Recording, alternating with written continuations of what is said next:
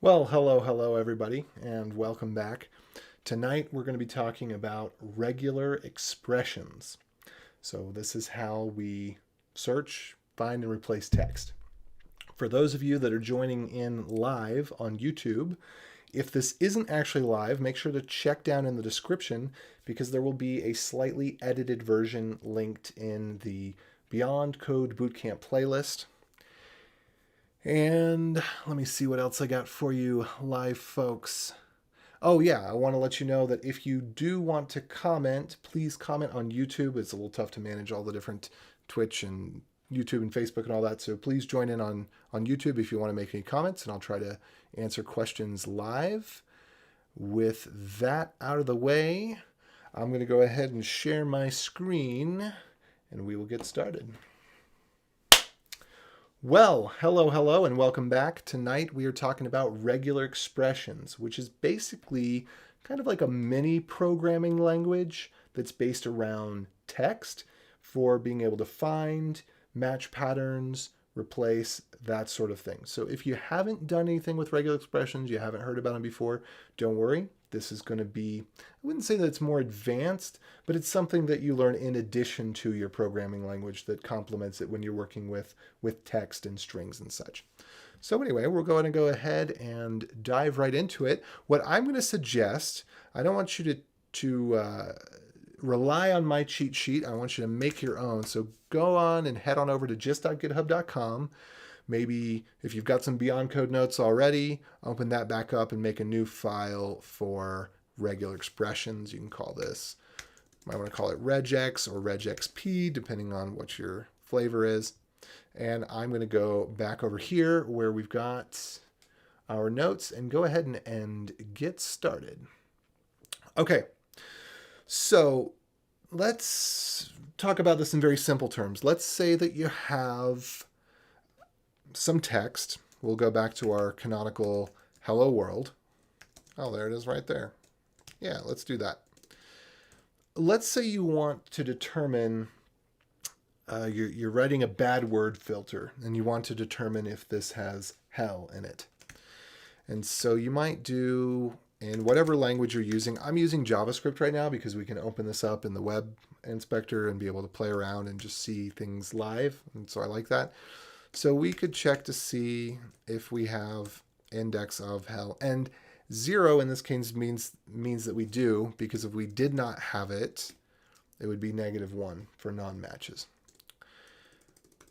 And now let's say that we wanted something a little bit more concrete. We wanted to find out if because hell is part of hello, and so our bad word filter would fail on words that are perfectly okay. Now, I'm not going to necessarily recommend that you use regular expressions for a bad word filter because that could be disastrous in its own right, but it makes for a good example. So we've already reached the limitations of index of. What we could do is we could search to see if the string is in there. If it is, we could then kind of look ahead or behind the word to see if it meets other conditions. But essentially, we'd end up writing something that's more complex than a regular expression and doesn't give us as much value. So in JavaScript, strings have a .match, and the .match can accept a regular expression as a matcher. So let's say that we have our hell in here, and we want to see if that matches. And what we get back is this is a strange object because it's kind of an array and kind of an object. But what I want to point your attention to is right here where we have this 0, and it says that hell does match. But what if we wanted to match case insensitive? So we might do this. Now, one thing that's really common is, well, before we compare a string, we'd call .to lowercase or something like that, depending on what your language is. And then we'd get our match, and now we can see indeed the 0th, meaning the first match, is there. But with a regular expression, we don't even have to do that. We can put an I afterwards. So, oh, by the way, I didn't even explain. when you see a slash and then some letters and then another slash, that is typically in most languages, that is a literal regular expression in the same way that something begins with a quote and ends with a quote is a literal string. And we can have an I after a regular expression, which will make it case insensitive. So then we can search and we don't have to change the casing of the word. The expression will do it for us. Now, essentially, regular expressions are going to be very efficient. So the difference between using a match for a simple word and using, say, index of to determine if it's there, there's a little bit of extra overhead just as part of building up the regular expression, but it's still going to be just as fast. Like I said, they're kind of a mini programming language. So when they get run, they're pretty much just as fast as if you had written all the code by hand with all of the different checks, but it gives you a sub-language to do sort of certain checks. So I'm gonna go ahead and see if we can make this a little bit better with our original example. Then we're gonna go over that cheat sheet, and then we're gonna break things down bit by bit. I just want to show you a quick example first. So I'm gonna use \b, and this is special, just like \n, except that it's special for regular expressions, and it means word boundary, meaning that the character to the left is either not a word character, meaning it is not alphanumeric or underscore, or that it is the start of the line, or yeah, I think those are the conditions. And then we can do the same thing here. So now I have /b over here, /b over here. Now we'll see that this does not match. So this can be really powerful because it can give us a way to find particular words in a text or document if you're doing processing of PDFs or spreadsheets or something like that, and you just need to do some quick checks to see if a certain word or ID or something special is matching. This gives you tools to do that. It also gives you tools to reformat things. I'm going to give one more example before I go to the cheat sheet. So I'm working on an application right now where it would be really nice if the phone numbers were formatted properly like this or in any format consistently, but they're not. What will happen is one phone number is in a format like this, and then another phone number is in a format like this, and then another phone number might look like this. And then, of course, there are invalid phone numbers as well. And regular expressions give us a way to take different formats of text that are similar and be able to manipulate them. So I'm going to take my examples here that I just gave. We're going to do all three of these. And I'm just going to show you one more quick example and we'll dive into that cheat sheet. Okay. So I'm going to do my hyphens here. Okay, great. So now I've got this array that has 3 numbers in it. What I'm going to do is I'm going to loop over it with a function called map. Don't worry about that. But I just want to show you what I'm able to do with each of the numbers. So again, don't worry about the map. Don't worry about the function. I'm just going to take in this phone is going to be the variable that I'm going to have. This is what we want to pay attention to. And I'm going to return phone.replace. And I'm going to use a regular expression. I'm going to get rid of all non-numerical characters out of the string. So I'm going to match on all non-numerical, capital D. Lowercase d means digit. Capital D means not digit. So I'm going to match on all of those, and I'm going to get rid of any of the excess formatting there. So if we look at that, now each of these phone numbers looks a little bit better. And there's a couple things that I could do additionally. I'm not going to go through it right now. But in my program, what I did was I was able to format all phone numbers to look like this, no matter what format they were in. And I did a little bit of error detection to see whether they have 9 or 10 numbers or a different number of numbers, which would not be something that the program could handle and it would have to display an error message. But that's kind of the benefit of it. So we're not going to go over all of this cheat sheet, but I am going to go over the things that I think are most important, and these are the things that I want you to take notes on. And the rest is just going to be here as a reference, and this is in the description of the video as well. Or actually, it might have skipped being in the description of the video. Give me 2 seconds here, and it will be in the description of the video. Okay, now it's in the description of the video. All right. So with that, we talked about what a literal regular expression looks like. This is the one that I would focus on. You take a slash, you start with a slash, you have some sort of pattern that's in between the slashes that will have some special characters for regex most of the time, and then you'll end in a slash and then IG. And the I means be case insensitive. That's what you want most of the time. And the G means to do what's a global search throughout the text. Basically, it means don't stop on the first match, but keep looking throughout the text. And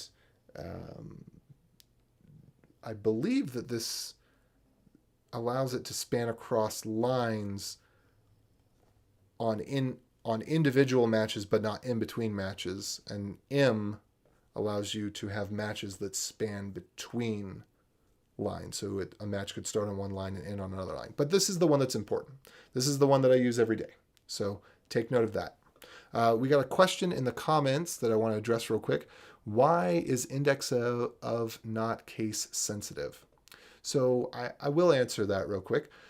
When you're doing a comparison in a programming language, the most efficient way to do it is to compare individual bytes. So we look at a string and we see hello, but in reality, there are some bytes to that. So if I'm going to do actually a new text encoder. This is a JavaScript feature that allows us to look at the bytes inside of a string. So I'm going to do inc equals new text encoder, inc.encode. I think this is right. And this should give us back, this will give us back what the bytes are. So there's a byte, there's a byte, there's a byte, there's a byte, there's a byte. This is the byte for H, capital H. This is the byte for E, L, L, and O. So when we're doing an index of, what it's actually comparing is, do the numbers match? So if we want to do a case-insensitive search, it actually has to change the numbers. So if I go and do this again, and I change the H, we see we get a completely different number, which is, before capital H is 72, and then lowercase h is 104. So that's why case sensitivity matters, is that it is less performant to, and also much of the time we want to be exact. We want things to be case sensitive because things, for example, a password, you would not, you should never be using index of on password, but just as an example, a password is case sensitive by nature. So that's why things would be case sensitive, or a couple of reasons. Okay, so I'm going to go back to here. Sorry for the divergence, but I wanted to answer that question. We go back to, we've got, this is this is the thing you need to make note of. This is what a regular expression will look like. It'll be different in different languages. For example, another way to create a regular expression in JavaScript, which is very similar to how you create it in Go, would be to use, in the case of Go, it would be regex.new. In the case of JavaScript, it's new regex. And then you give it the pattern as well as the options. But we'll talk about escapes in a second. When you use the string format, you have to use double escapes, and that can kind of get ugly, which is why I prefer the literal syntax when I can, because the more backslashes you have in something, the harder it becomes to read. But regular expressions are not easy to read. Okay, the next thing is there are literal characters. So what I showed here in this example was the literal characters NEEDLE. And basically your literal characters that you can count on pretty much always being literal are the A through Z, uppercase and lowercase, 0 through 9, and underscore. Many of the other characters have special meaning, and so sometimes they will need to be escaped. So that's what the escape is about. So we'll go into this. So that's the most important thing is just to understand regex is a way to search, and your pattern is what goes inside the regex, and it can have literal characters or special characters. That's the first thing. The second thing is capture groups, and this is, I'll be able to demonstrate escapes very easily. So a capture group, you can match more than one thing at a time. When we're using index of, we can match one string at a time. When we're using a regex, we can match multiple strings at a time. And we can say some things are important and some things are not important, like I did with, it kind of similar to the example of how I showed anything except for the numbers in a phone number is not important. I don't want those. So I used a regular expression as a replacer to match anything that wasn't a digit and replace it with nothing, which gave me back only the numbers. So that can be really useful, but there's other ways that it can be useful as well. Let's go back to our hello example. So I'm going to say, I'm trying to think of a really good way to go about this. I prefer to do a non-contrived example if I can, but a lot of times you just got to go with the contrived examples. So let's just do this. We're going to say that we want to find he and LL as separate matches. Why we'd want to do that, I don't know. We'll get into some better examples later. But we can put this capture group, which is just parentheses, and instead of looking for parentheses, it's going to say, I'm going to search for, the first pattern is everything in between the slashes, or everything that is the pattern. That's the 0th pattern, or the first pattern. Then this would be the first match, and this would be the second match. So if I run this, whoops, I need to make it case insensitive, and I need to get rid of that boundary nonsense. All right. If I match this, you'll notice that there are 3 matches here. The 0th, or first, because that's a little confusing, but that's the way we count in programming. So the 0th is the entire match, which is hell.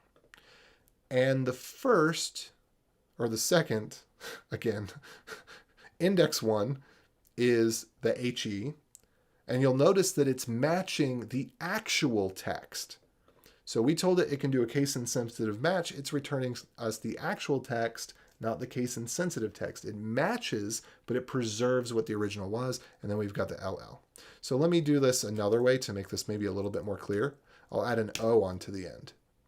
So then we can see our entire match of hello can be found, but our he can be found and our ul can be found as well. So this is a capture group. And this becomes important because sometimes, quite often, we want to look at one possible condition or another possible condition. I'm going to give another contrived example, but it'll suit our needs. Let's say that we don't want all letters to be matched case insensitive. Let's say that we only want the letter H to be case insensitive. So if I match hello, I get nothing. If I match hello with an uppercase, then it matches. Let's say I want to match both hello and hello. Right now, I just get the one match of hello. If I wanted to match both of those, I could use a group, and I could do uppercase H or lowercase h. And now we see that, oh, darn it. I need to switch this around to demonstrate. So don't mind what I'm doing here. I'm using a different function call because I think this is going to give me, oh, dash it all, dash it all, dash it all. Let me try one more time. Sorry for the goofo here. Ah, there we are. Okay. I forgot to add my G at the end, so it wasn't doing a global search, meaning it was stopping at the very first search. But here we go. Now we can see that the match includes the uppercase hello and the lowercase hello. So there's a lot of situations like that where you want to match more than one thing, and you want to be able to say match this or that in front of this other thing or behind this other thing, etc. Okay, if I think the question is, if I typed 4 letters inside the parentheses, would it still count as 1? I think what that means is if I had put like this, what would this count as? And the answer is it's going to match either H or it's going to match hell, capital H or lowercase hell, and it's going to match O. So in that case, if we did hey, ho, hello, hello, we would see that it matches ho and hello. So I hope that answers that question. Feel free to follow up. So that's what a capture is. This is the second most important thing about a regular expression, is just knowing that there are captures and that you can use them in different ways. And then I need to show you one more thing, which would be how to match parentheses. And I'm going to get rid of my world so this can still fit on one line. So if we wanted to match literal parentheses, let me get rid of all of this. Hopefully you can guess this because we've gone through this sort of thing before. We would need to escape the parentheses to tell them not to act special. So if I want to match a parenthesis and another parenthesis, this will actually be kind of cool. I'm going to say what I want to do is I want to match anything inside parentheses. And so to do that, we haven't talked about this yet. We will in the cheat sheet in just a second. I'm going to put an inverted range, meaning an everything but. So I'm going to say, find, I know this is looking a little weird with all of these symbols in here, but what I'm saying is we're escaping the parentheses so it'll match as a character. Then this little bit right here is just saying, I'm defining a range, we'll talk about this in just a second, for anything except for a closing parentheses. And then we're going to find any number of those. We'll talk about quantity specifiers in just a second. And then we're going to find the closing parentheses. So the big thing is we're going to find an opening parentheses, a closing parentheses, and anything that is inside of it. So if I do that, it matches the whole of ho. Now let's go take a look at the cheat sheet, and I'm going to step through this because the capture ranges are something that I do think are very important. Along with capture groups, the big thing is we did talk about using parentheses. Oh, one other thing I needed to mention before we move on. Generally there's 2 styles of regular expression. There's the 1980 style, which is called Perl compatible regular expression. And then there's the 1990 style, which is called, well, I just call it JavaScript regular expression. So basically, most things are either JavaScript compatible or Perl compatible regular expression types. And the difference is whether or not, mostly it's whether or not certain special characters are treated as special characters or as pattern character. If you were in an older program like Vim or grep and you wanted to do a search with a capture group, the rules that I explained would actually be the opposite. So this is one thing to really be keenly aware of because it can mess you up, because this, as strange as it looks, is a very simple regular expression. If you create something that is very simple, like let's say we wanted to simplify this way, way down. If you were testing in a different programming language and you weren't able to get a parenthesis to match, then you might try removing the escape and seeing if it matches then, or adding an escape and see if it matches then, because different languages prioritize whether something is considered a literal character or given special meaning differently. And that's what I put in these tables is what things are escaped in Perl compatible regular expressions that aren't escaped in JavaScript regular expressions. And I think that Python is in the JavaScript style, but I'm not sure. It might be in the Perl style. You'd have to check and see. Okay. And then applying a group is for find and replace. So when you get to that, you'll know. Come back and take a look at this cheat sheet. I'm not going to go over it here. Quantity, I'm going to go over the first three, and then again, the other bit, you can come back and look. You'll know when you're ready for it. So a question mark means match 0 or 1 of something. Again, this comes in really simple or really handy with groups. So what might we want to match 0 or more of? In this, we might have to just go with a contrived example. But let's say that we want to match both the words hell and hello. Actually, a better one, a much better one that I use all the time, I'm going to come up with this example, is say we have a URL and we want to see if it is a secure, or we want to match both secure URLs and insecure URLs.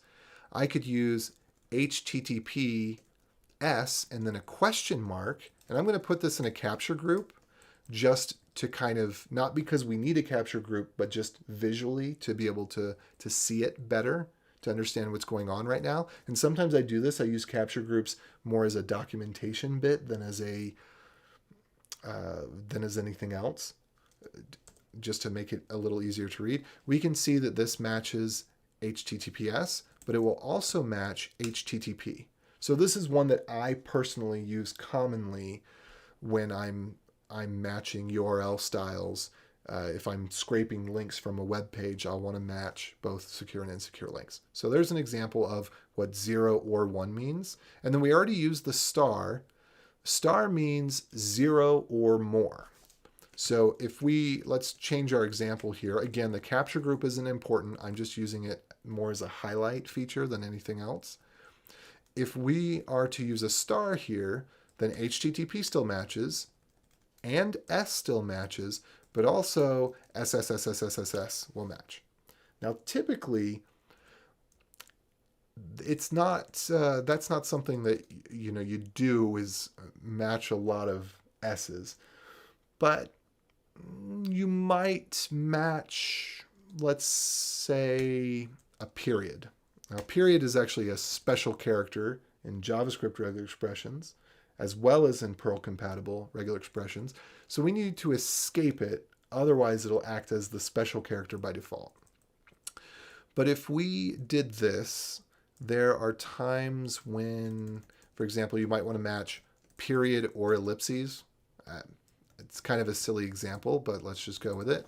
So say we want to match well, or we want to match well, and we might use something like I totally borked that. Oh, 0 or more. This would actually be where I wanted to match 1 or more. So I'm going to go on and move to the next one, which is plus.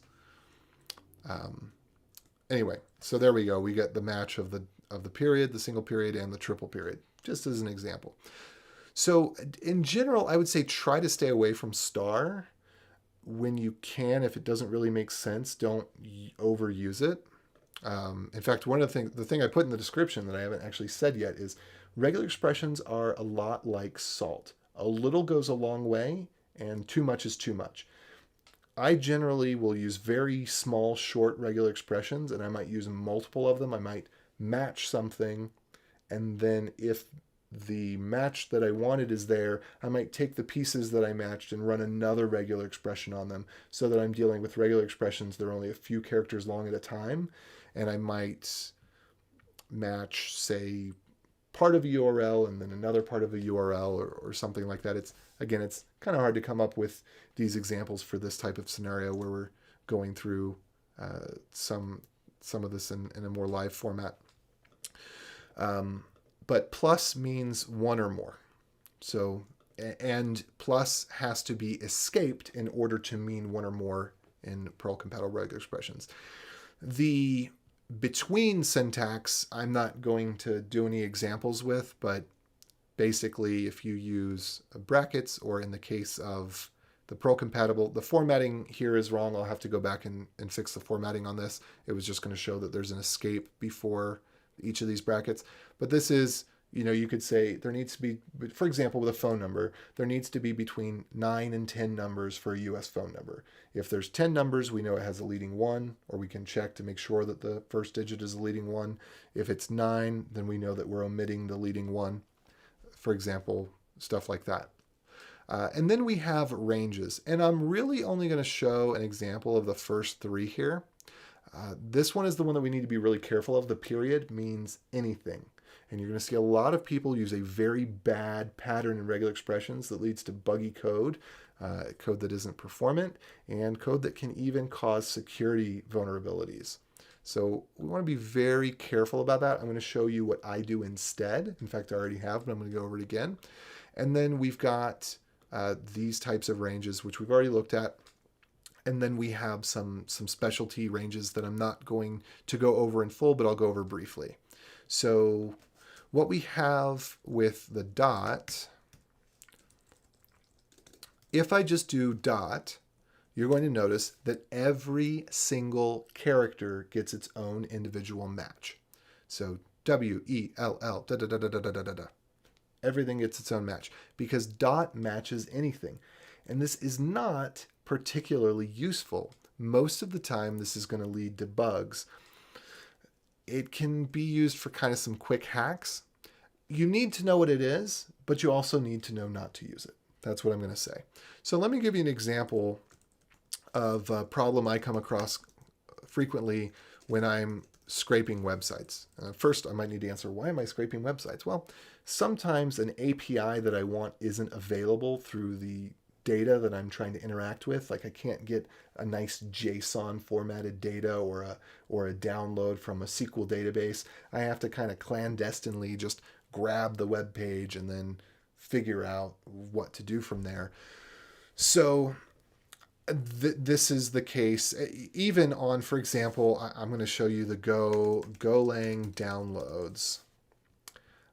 Their API is in HTML, and HTML is actually really hard to download. Let me see if I can find, where did they have their releases?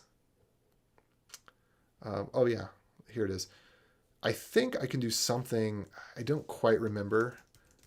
I found out later that you can do something like format equals JSON or type equals JSON. We'll see if we can get this to appear. There is a way to get, there we go. It's mode equals JSON. So they happen to also have JSON, but before I realized that, their HTML is very well structured. If we were to look at it, it's very clean. It's very clear that it's been generated. So I'm just going to show you. Let me go to inspect real quick. Okay, yeah. And this is kind of big. It's kind of hard to see because the characters are so big. But if we were to look at the actual source for this, if I can get over to it, let me try this again. I know this is a little off the beaten path, but I just kind of want to get you to be able to see what we're working with here. Oh, goodness.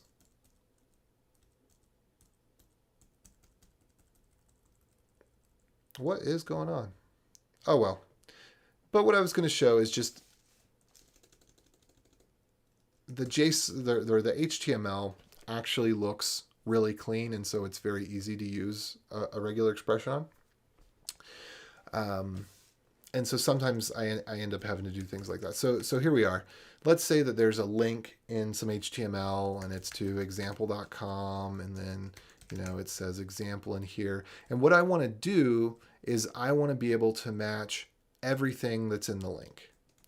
So what I would do is I would basically say, if I'm being lazy, I just need to look for href equals, and then we're going to put a range, and I'm going to say what can be in this range, or maybe range isn't even the right word. It's the collection, the allowed letters.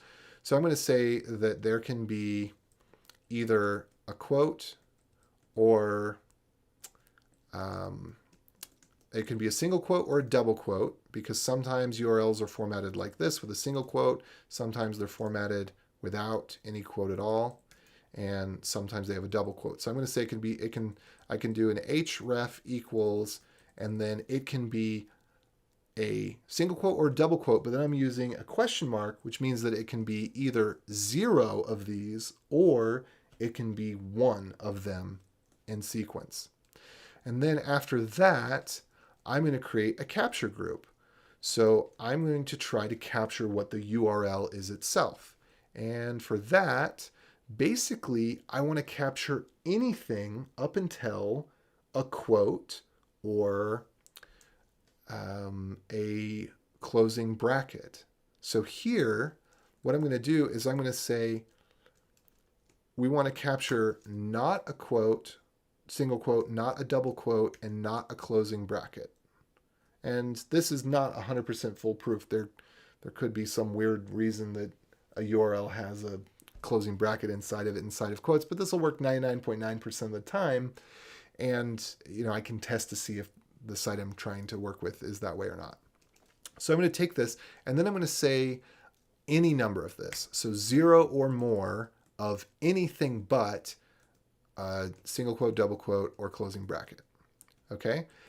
And then I'm going to match up until, let's see, I'm going to match up until the closing bracket is what I care about. So anything that isn't a closing bracket, I'm going to match up until a closing bracket. I know this starts to look a little bit complex. This is how regex is. But it got me my match mostly. Oh, I didn't use my capture group properly. So let me go back in here and let's see. Oh, I needed to do this maybe. Yeah, it's a little bit difficult to get it on the fly here. Sorry about that. Okay, so I'm going to get a little bit smaller and simpler. Okay, so that worked. Now let me see if I can set up my capture group for just the letter H. Yeah, okay, but my capture group is not working. What is going on? And I've got G specified, but it's not actually giving me my H separately, which is what I want. So I'm not sure what's going on there. I'm not going to live debug this. I made some sort of mistake. Sorry about that. But anyway, what I was going to show is that I would want to capture both the URL part, ignoring these two characters, and then I would want to capture the title. And I would want to be able to get that. Now, I'll put this aside for next time I do this video, that I'll make sure that I nail that example correctly, because that was something I was intending to show you. I'll just take 2 seconds to myself here. I hope you don't mind, and take a look. So we've got href equals. Let's just go ahead and see what we get up to this point. Okay, we've got one match. And let's see if I just put a capture group around this. Am I getting my capture group? No, why are my capture groups not working right now? Really not sure what's going on with that. It's got the G's right there. All right, well, I'm just going to have to move on from that and figure out what I did wrong later. So anyway, we can use any number of characters inside of this kind of this match group or range of characters, and we can use ranges as well. So I could say I only want to match lowercase a through z, and then quote, and maybe $sign, for example. And typically most of the things that are inside of here are not special. There's a couple of exceptions, one of which is the hyphen, because the hyphen defines a range. So this is not saying a or hyphen or z. This is actually saying all of the characters between a and z. So if we wanted to match a hyphen as well, we would typically put a hyphen at the end and escape it. Technically, it doesn't have to be escaped, but because it's a special character within that group, I like to escape it. Yeah, so we've got that. And then these are basically just shortcuts. So \W is a shortcut for all of the alphanumeric word characters, including underscore, because historically, underscore is an alphanumeric character. Because you'll notice when you're programming, underscore is usually a valid part of a variable name. And so underscore is considered to be a character the same as A through Z is considered a character, just for historical reasons, even though it doesn't make sense. So that's something I'd say put in your notes, is to remember that when you're doing word matches, underscore matches as a character, hyphen does not. It seems like it'd be the opposite, because in the dictionary, hyphens are part of words sometimes. Underscores are not part of words in the dictionary. But this is just the way that it is for historical reasons. So if you wanted to be able to include hyphens, you'd have to copy this group and then add a hyphen to the end of it. This backslash should not be there, actually. This is one of those things where my formatting in my cheat sheet is wrong. I'm just going to have to go back and fix that. So you can make note of that. And then the capital W just means the opposite of what W is. Likewise, D and capital D, D is only digits. Capital D is the opposite, anything but digits. Or rather, everything but digits. Lowercase s means types of spaces. So spaces are actually more than just this. There's a lot of characters that are considered spaces that we don't generally use in the modern era.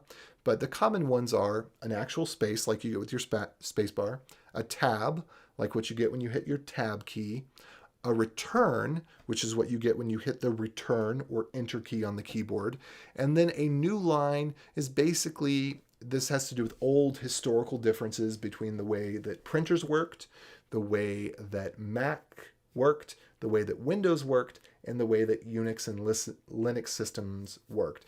Basically, a carriage return meant go back to the beginning of the line, and a new line meant go down one line. So this is back to the old typewriter days and old printer systems before there were monitors. It's important to know that because this pops up in a lot of places. It's also sometimes referred to as line feed rather than new line. So you have carriage return new line, or sometimes it's called carriage return line feed. That'll pop up in other places. So just something to note, /r/n. And then there are positional elements. And this is actually useful in a lot of stuff. So you're going to find when stuff pops up in your terminal and there's a big list of text, you can hit the // / is often, that's the normal slash, the slash that's in a URL, this kind of slash right here. So you can hit slash in just about any text. So let me go ahead and open up something that's going to have lots of text. So I open up something that has lots of text. I can hit /, and typically speaking, I can start entering in a regular expression and then hit the letter N for next, and it'll go through. Typically, these are what we call Vim key bindings. I actually want to test this one and see if I can do a true regular expression. Can I do E dot star U? Yeah, I can. Okay. So in most applications in your terminal, just hitting slash and typing a regular expression will allow you to search for something, say in documentation or whatever like this. And the other thing I was going to say is that caret is a regular expression for start of line, and $sign is a regular expression for end of line. And so if we wanted to match an exact string, I'll give you an example. So if we want to match hello with a regular expression, we can type in here hello. Oops, let me just bring that back to the foreground there. So I've got the comments up. And that matches, but you know what else it matches? It also matches wello. So we get a match there as well. If we want to make it so that it's an exact match of hello, it starts with H and ends with O and has these other characters in the middle, then we would use the caret. And notice this is not inside of a range. So this means start of. When it's inside of a range, it means opposite of. And then we can do, fun things like, for example, it either needs to start with an H or it can have a space and then an H. This is essentially the same. Like realistically, that's almost the same as if I was going to write the /b that I showed earlier. But I just, for demonstration purposes. So doing this right here is almost the same as doing this. But I just wanted to show, again, like how we can use capture groups and ORs and stuff like that. So that will give us an exact match of hello. That's all I wanted to show there. And then the other thing is that when you are in some sort of program in the terminal, typically speaking, hitting the caret will take you to the beginning of the line, and hitting the $ will take you to the end of the line. So let me actually bring up something here. I'll bring up in Vim. So I'm in the middle of a line. I'm going to hit $, boom. Now my cursor's at the end of the line. I'll hit caret, boom. Now my cursor's at the beginning of the line. This is pretty common. And with that, I know that that was a lot of information. We actually went, as always, quite a bit longer than I thought we would. But this is, I think, if you can get this, if you can do a little practice with this, you essentially have everything that you need to know about regular expressions. And the stuff that goes beyond this, I would caution you. There's benefit to having a true mastery of regular expressions, but it also comes at a cost, because regular expressions are not easy to read. So when you create regular expressions, you're going to need to do unit tests on these. So I'll give you an example. Let me see if I can copy and paste from something I had earlier.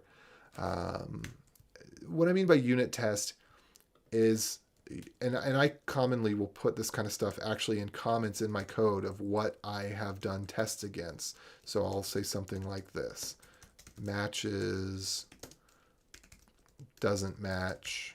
And this is really important for security purposes, because you may have heard about Zoom.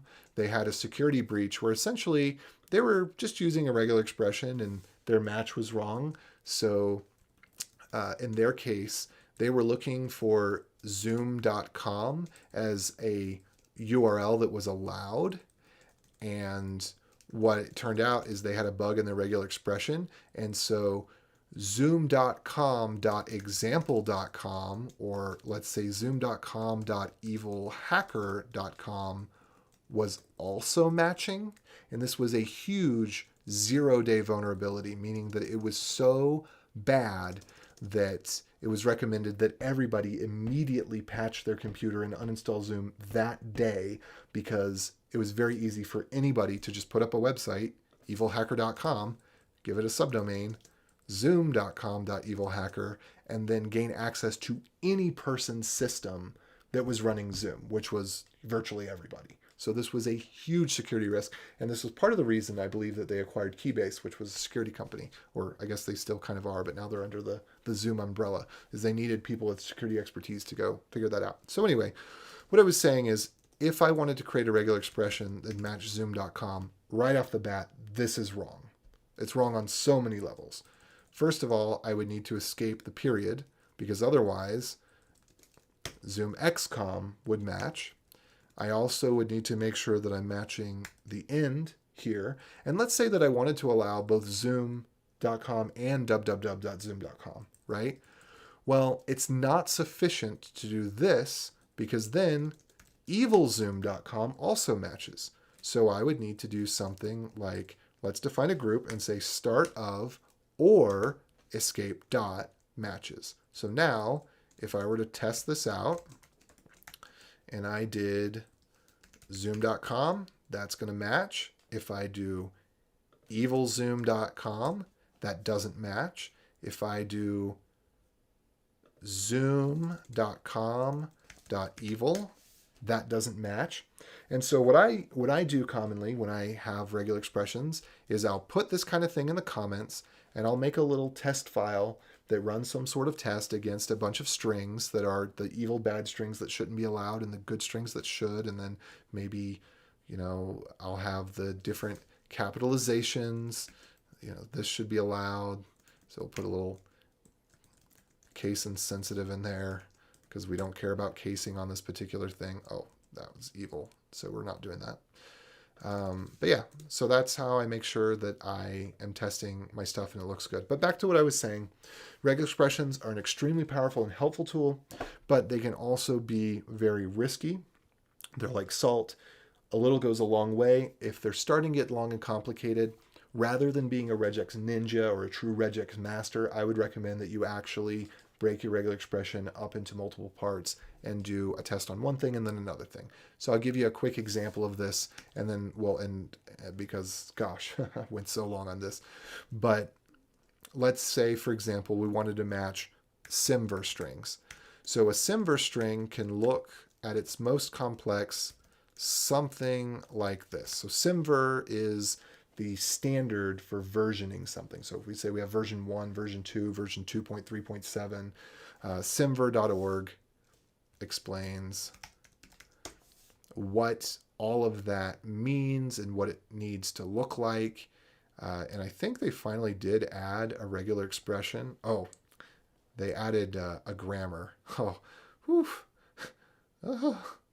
So this is kind of like a long form of a regular expression where they're defining what each variable as part of a string could be, and then they're defining something like numeric identifier, and then somewhere else they define numeric identifier as, eventually gets down to, okay, here we go, positive digit, letter, and so forth. So they they get very, very granular. But this is kind of what a regular expression breaks down to in some regards. If you were to look at the code once it's all compiled, if you were to look at the binary bytes of it, you'd end up seeing something that is kind of somewhat sort of like this.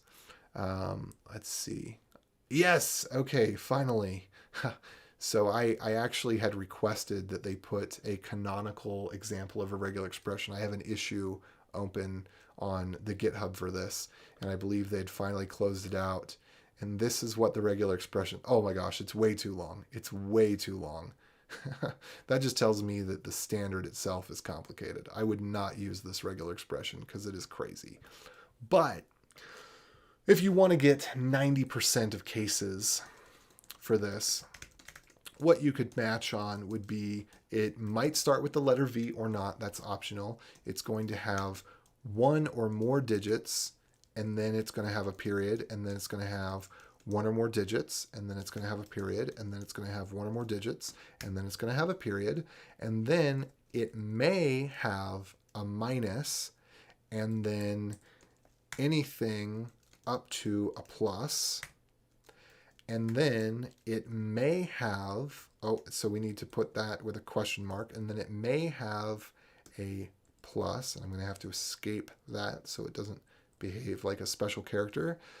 And then it may have anything after that till the end of the string. So I guess this might actually be an appropriate place to put a dot star, because every character after that is pretty much valid. So if we did this, and of course I got it wrong. How could I possibly get it right on the first try? But, oh, too many dots. Ah, there we go. Beautiful. Beautiful. Amazing. Oh, I need to put one more capture group in there. So let me do this. Let's say we want to match on the major version and the minor version and, whoops, and the patch version. Okay, cool. So now I've essentially done a poor man's parser of a Simver version string that is not to the exact specification, but it's going to handle 99.9% of all cases, and it's pretty simple to read. So if I wanted to break it up more than that, I would not create a super long regular expression like this, because no one can understand what that means. I would take something relatively simple like this, and I would then break down the individual components that I needed to with some other check. But this is actually kind of cool. So there's our major version number, our minor version number, our patch number, our I think this is called release, and then our build. And then if I am not mistaken, I'm going to actually move this. I'm taking up a little extra time here for no good reason, maybe other than my own satisfaction.